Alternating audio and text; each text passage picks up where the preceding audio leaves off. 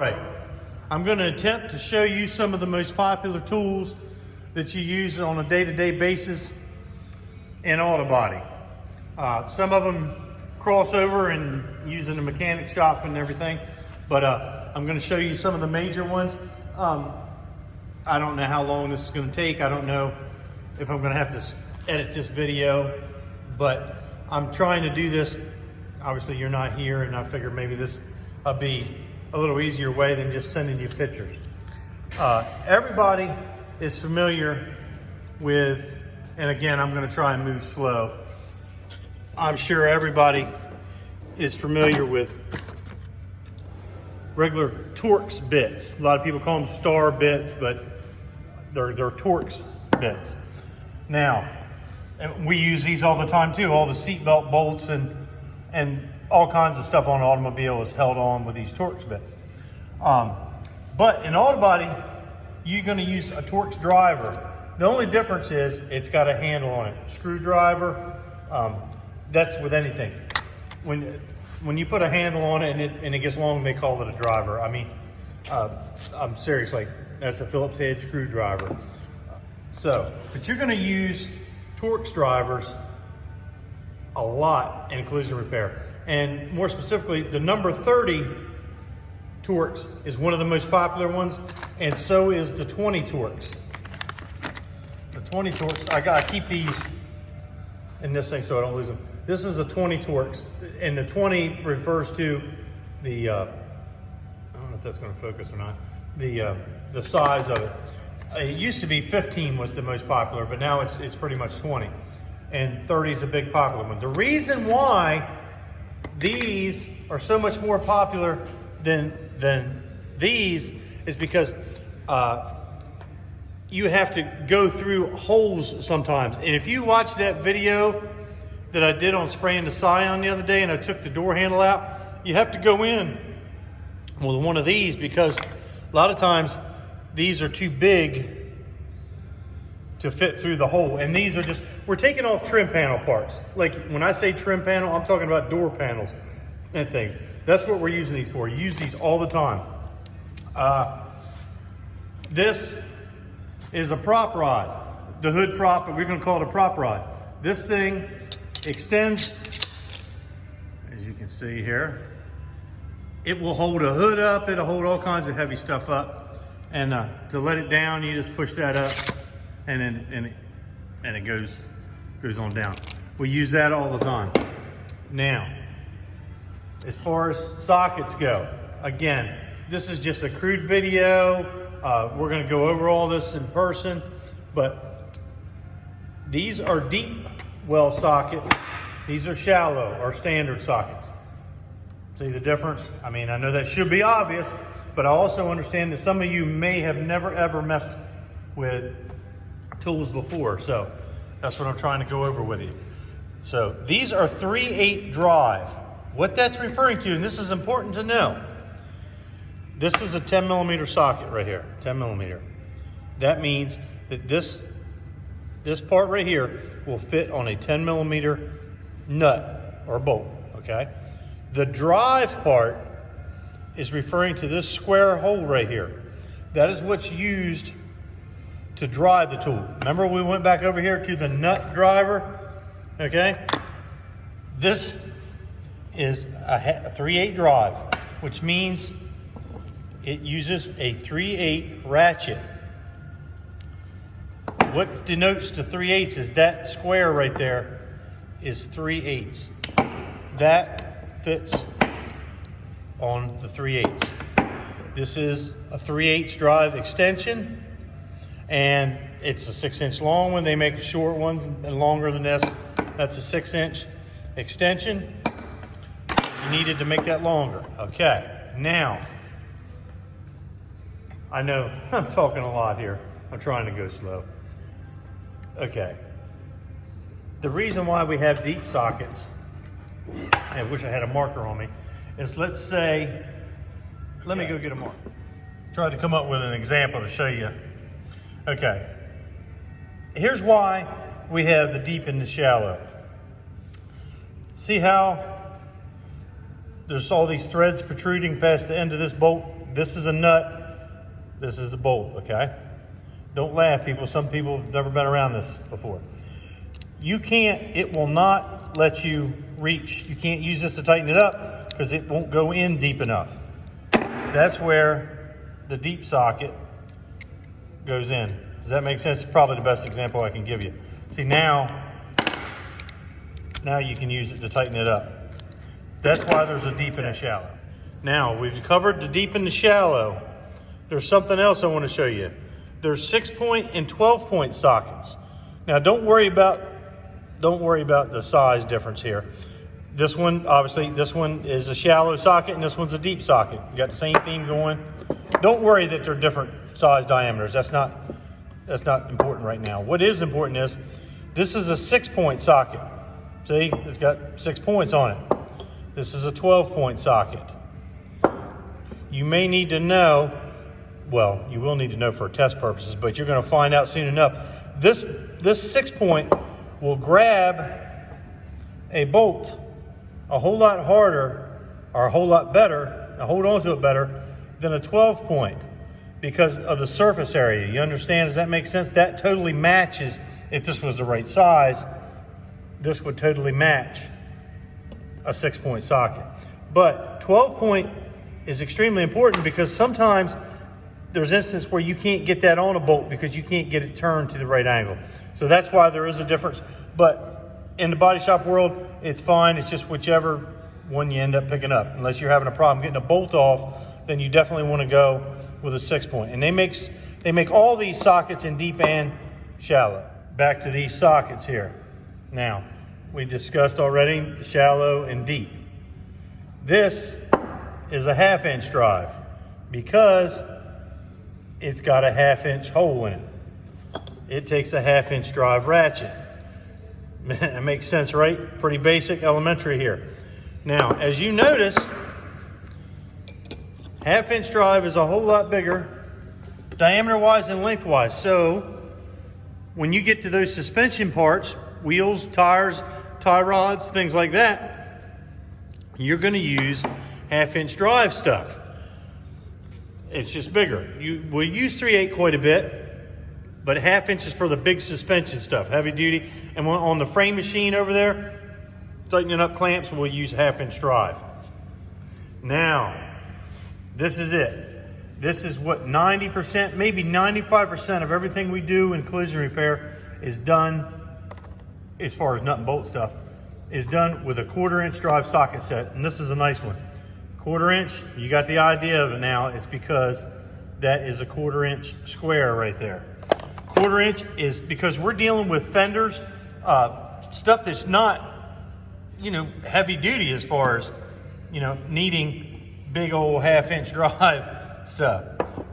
This set right here will, if you all get one of these, you don't have to, it's not a requirement yet.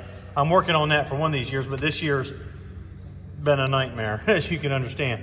But this set right here, standard and metric, but basically this one only has metric in it, and that's really all you need. Almost everything's metric anymore. Again, we got the deep sockets, and then we got the shallow sockets. And remember I told you earlier about the screwdriver and the Torx driver. This would be a nut driver if you put the socket on the end of it. You get the idea? Again, some of you know all this stuff, some of you don't. Okay? Now, we're going to get to these. These are called, well, they're wire cutters, they're diagonals, they're side cutters. There's a couple other names for them, but when I say go grab the wire cutters, this is what I'm talking about, or the diagonals. They call them a pair of dikes. There's several different names for them, but that's what they are. Okay, now here, this is something some of you, even though you may know that is a Phillips head, a lot of you don't realize that there's a number attached to these things. This is a number 1 Phillips, a number 2, and a number 3. 99% of everything you're going to run into, well, maybe not 99%, but 95% is going to be your number 2 Phillips. When you think of a Phillips head screwdriver, this is going to be the one that you're going to grab, okay? For those small screws, like to take the you know, to get to the access for the batteries on the back of a calculator or something, this is a number 1. You can kind of see the difference between it. And this the number 3 is for great big stuff. We don't run into it much at all. But some Asian cars use a big Phillips head on the door latches inside the doors. This is your basic body hammer. Okay, it's got a pick on one end, nice flat surface on the other, and we use these just to snap with the wrist. You guys probably remember using that, making your little panels during the rotation. This is a universal dolly. They make there's all different shapes and sizes, but this one's universal. And you know, we use that in conjunction with the hammer and sometimes just on its own. This is what you're going to hear me call a 2-pound sledge. And this one here is a cross peen, meaning they call that a cross peen. If it had a ball on the end of it, you all know what the ball peen hammer looks like. But this one's a little sledge on one side and this cross straight angle on the other. I'm still going to call it a 2-pound sledge. Cut-off wheel. We use these a lot. These are dangerous. They throw sparks. This thing spins incredibly fast. Throws a lot of sparks, but they work good. It's a 3-inch cutoff wheel. So if you hear me say grab the cutoff wheel, this is what I'm talking about, or cutoff tool. This is what I'm talking about. This thing cuts stuff off too, but this is more of a body saw. Air hacksaw or body saw. It's a little mini version of a Sawzall. Anybody who went through my rotation used this when we made our panels. They work good. They don't tend to last that long, but they work good. All right. Now, this is one of my number 1 hand tools here that's not a screwdriver or something. This you're going to hear me call the red handle clip tool. This is for taking off all the different kinds of clips that are on a car. I will show you this getting used. Matter of fact, let me pause this and go find some. These are push clips. There is a million different styles on a car. But this one happened to be the first one I came to, so we're going to show you. This is what the red handle clip tool is used for. Now, the reason why I like this one is because you can squeeze it to grab a hold of things. You can use it for more than just this style clip. The normal clip tool just is like a V on the end, which is fine. But what you can do with this one is you can get this one underneath there and really clamp down. How these clips work is you don't pull that center all the way out. You just pull it a little bit and see, it spreads it out. You'll use this thing. Most cars are held together with these kinds of push clips. There's different versions of them, but they all work basically the same way. So get to know the red handle clip tool. Now I keep one set out here in the toolbox and I keep one locked in my office because these things tend to get lost or left in a car. And they're kind of expensive for no more than they are. But this is one of my favorite ones. So when I say the red handle clip tool, this is what I'm talking about. Well, if you've watched any of the videos, I'm sure you've seen this. This is an eraser wheel, and it's stuck in the end of a drill. They actually make a special tool, a dedicated tool for this, and I like it. It spins a lot faster than this. The problem is here in this school setting is you can mess something up if you don't know what you're doing with it, and basically, so we use the drill, but we use this a lot. Okay, ever important, use these on a daily basis. Blocks. Well, this one's actually a block. Now this is just an old school version. I have them in these Durablock foam ones too, but these are nice and these work great. I like these. These have little nails. If I can pull this back in one hand. See those nails? That way, if you're using sandpaper that's not sticky on the back, you can fold it up in there and it'll lock down on it. That's the regular short, we call it the 6-inch block. I don't even know if it's 6 inches or not, but, and then here's the medium board or the long block. Obviously it's twice as long as that. And then we got what would be the long board. You see how long it is. And this is for blocking big areas. It makes it straight. The longer the board you can use on body work or when you're blocking something, the better off you are because it covers, not because it's covered more surface area like the sand faster, but if there's a dent in here, if it was a relatively big dent, you need something that will span the from flat spot to flat spot, so that you're not, if you use this on a big dent, you're going to go into the dent and it's not going to do any good. This will level it out. So the longer the block you can use, the better. So there's your blocks. This is the great big slide hammer. This one's like a 10-pound slide hammer. You're going to hear me refer to it as the big jerk tool, because you slide this back real fast, you jerk this back. This thing can hurt you, because somebody always ends up getting their finger pinched, because they'll hold it right there, and then when this slides down, obviously you can imagine the pain that it puts on you. But and it's got a hook on the end. We use this, we're not really pulling dents out with this. We use this when like a car comes in wrecked and you can't get the door open or the hood open. Well, we use it all the time. You just grab a hold of that thing and you slam this hammer back, and it really moves the metal. And technically, a lot of the old school guys would call this a Morgan knocker, because I guess some guy named Morgan's the one that invented it. It was a brand name. And then you'll hear me call it the big old apple knocker. I don't know, but it's a big slide hammer. This is something we use all the time. This is a pump-up sprayer. Now, make sure you spray it before you just start pumping away, because this one's got solvent in it, which is flammable. See, it's got plenty of pressure in there. My students have worn out a couple of them, because they'll grab a hold of this thing and start pumping away at it, and next thing you know, it's blown the seals out of it. We use this this is a solvent-based cleaner when we're wiping prep solve. This is like when we use it when we're painting something. I have another one looks just like it, and it's got water-based written on it, and it's got water-based solvent. The unique thing about these aren't the ones like you can buy at your garden center. You're like, oh, these are like $68, $70 a piece, because they can handle the solvents. Those ones you get at Lowe's, I don't care what they say on there, they can't handle the solvents. That's why these cost a little bit more. We want to be kind of careful with them. But we use these all the time. So that's the pump-up sprayer. When you hear me say, go grab the solvent cleaner, it's got solvent written on it, that's what I'm talking about. And if I go grab the water cleaner or the pump-up sprayer with the water cleaner in it, it'll look just like it, but it's got water written on it. Okay, this, you're going to hear me call this a reamer. It's a die grinder, okay? But I call it a reamer because that's what we're using it for. It's got a carbide bit. We got different shape ones, but this one's pretty much a universal. This is when we have to ream out a hole. You know what I mean by ream out a hole? If it's this big, we need to make it a little bit bigger. And yes, you have to do that in Autobody all the time. Not everything ends up being just perfect. Let's say you're putting a fender on and the hole doesn't line right up. It's just a little bit off.